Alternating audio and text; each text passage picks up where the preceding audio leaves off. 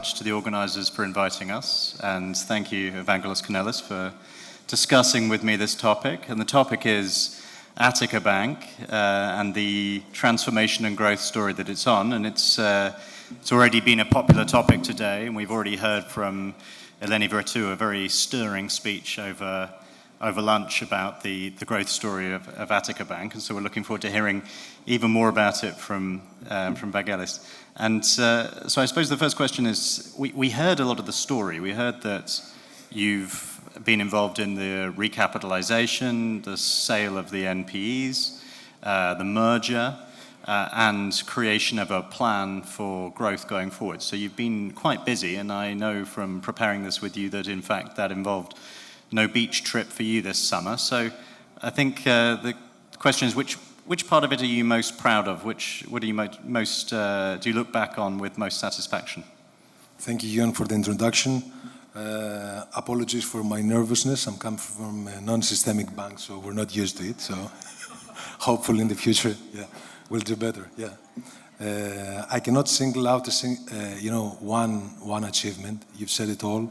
It's the fact that in the last 2 years we have managed to have an NPE cleanup, the merger, the share capital increase, the privatization of the bank, and that's all too big. And just to give you some context, because I'm running the risk of repeating what our CEO told you before, the NPE cleanup on its own was very steep. We have managed to get the NPE ratio down from 65 or even north of that down to 3%. So it was a 4 billion deleveraging that took place gradually in 2023 with the first outright sale of this non-systemic bank. And then very recently we have signed an MPA for the sale of 2 securitizations, which are about to close in the following days. Then we had the merger. I do recall that it was the 18th of July, and everyone was working in the summer in August. There's no August in Greece. No one's working then. And we managed to merge the 2 banks in 40 days or something like that. So that was huge as well. Then the recapitalization itself was 1.2 billion roughly. That took place again back in April of 2023 and this year. Actually, last week. That was concluded last week. And obviously, we're now a private bank, and good things are in front of us, I guess. Yeah. And it's this privatization that stands out to me. You managed to raise private capital as well to go into the share capital increase. So tell us, what did you promise to get this money? It's not that we overpromised. We decided to underpromise and overdeliver. And it was not the promise to the investors. It was mostly the fact that 2 years ago, when a group of us joined our CEO in this trip, I would say, we all shared a vision. It was her vision, but we all became a part of it. And it meant that we would create, out of a zombie bank, if I may say, and apologies to our CEO, but out of a zombie bank, we have created something that has potential, actually. Now, in more practical terms, what we're aiming for is to take our 3.4 billion, roughly, of performing loans and build this up to 10 billion. And you'll say, whoa, that's too big.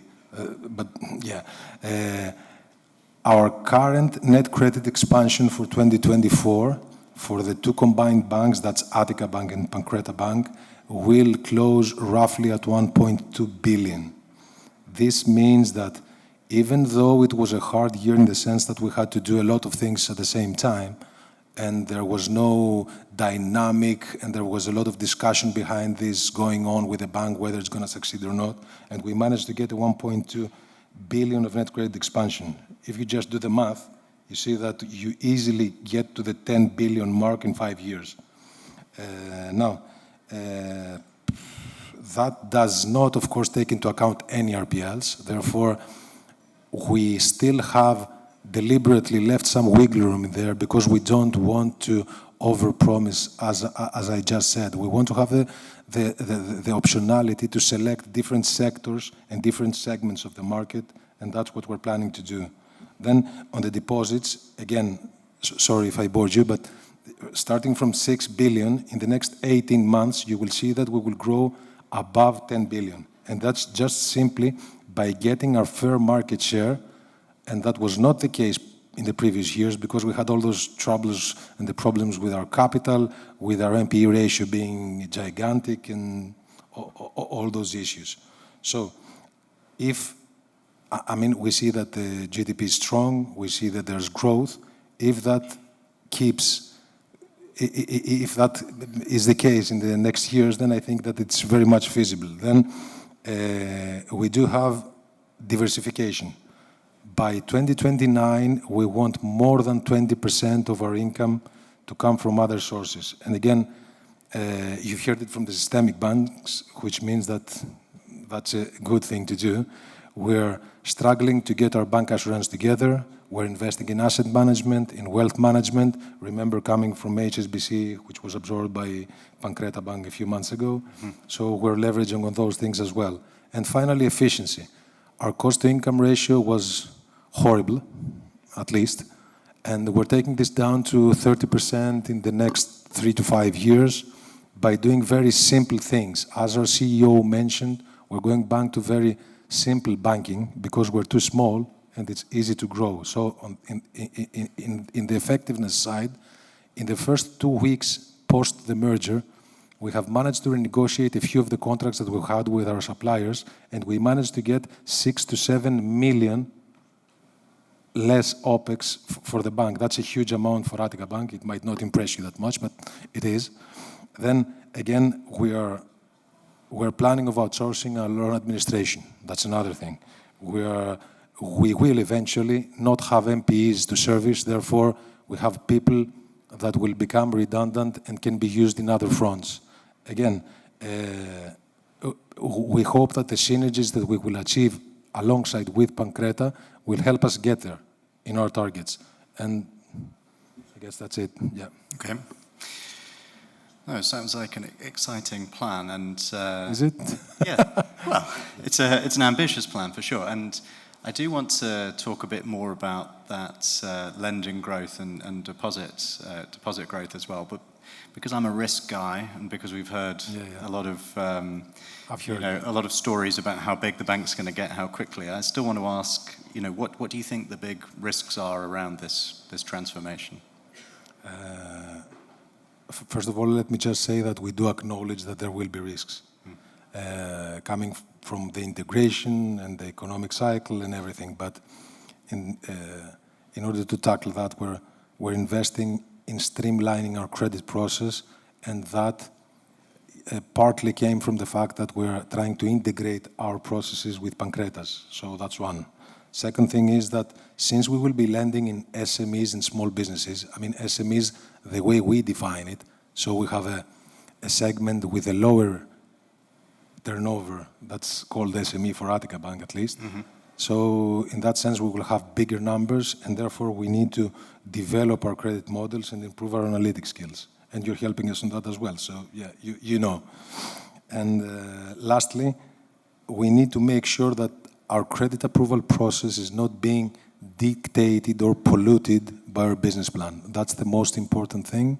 We need to make sure that we are facing actually the reality that we have in front of us rather than the targets that we have set in the business plan. Yeah, perfect. Okay, understood. So, given that you were kind enough to answer my question about risks, I'll let you talk more about growth then.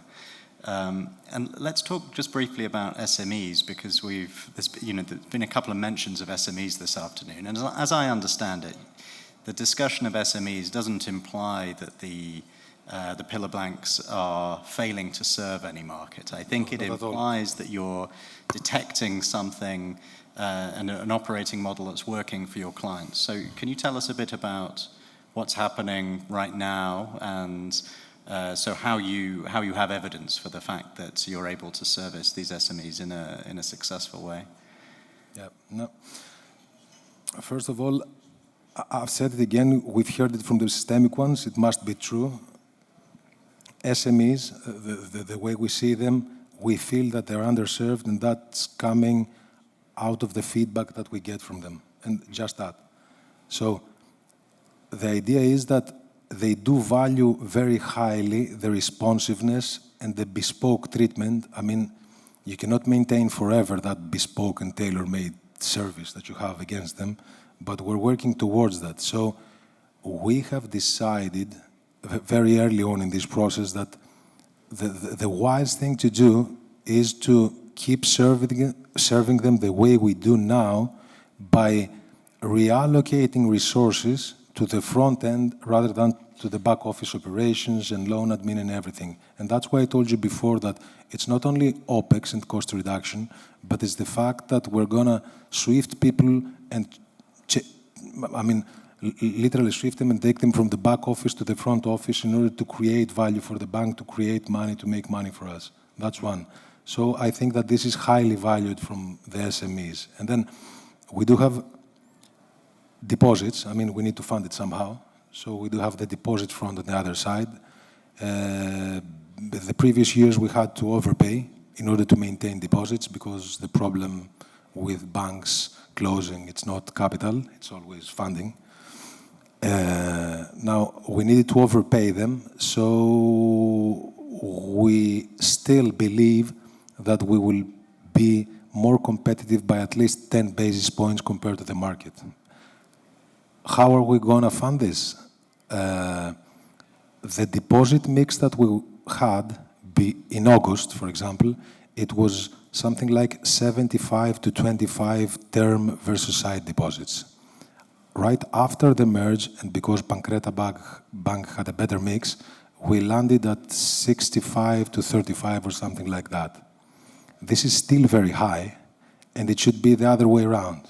So long as we keep switching from the term deposits, the expensive deposits, to the cheap ones, the side ones, we will be making money out of there in order to find those 10 basis points that we will pay in addition to what the market is paying to them. And I think that's quite important. Okay, fantastic. So you know you're going to pay a little bit more. We do. Yeah. Know you're going to make the transformation. So, okay, we've only got 2 minutes left, so maybe the last topic that we really need to talk about is technology. We've heard that in the end this is a traditional banking model, but you're still going to invest in changing the technology of the bank, and you must provide a digital service as well. So what's the vision there? Yeah, we will, but you know, all the digital and AI and all, I mean, it's great, but we cannot afford it. At least we cannot afford it in this, and we cannot compete in the digital race with systemic banks, that's for sure. They have much more money than us to invest.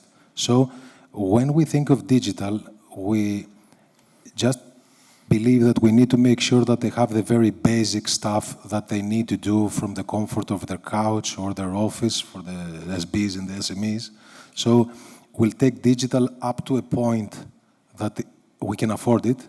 And from that point onwards, by paying less, because it's much cheaper to invest in digital for the back office, we were thinking of digitizing our operations. So automation, streamlining, providing a seamless process will allow us actually to give better service to the clients, and that's the way we see digital. I mean, we think that they value much more than digital onboarding, which by the case, we're planning to do that, but we think that they value much more the fact that we come back to their requests in a very timely manner, and that we have the resources there in order to have a conversation with them and have that bespoke service that they're all looking for.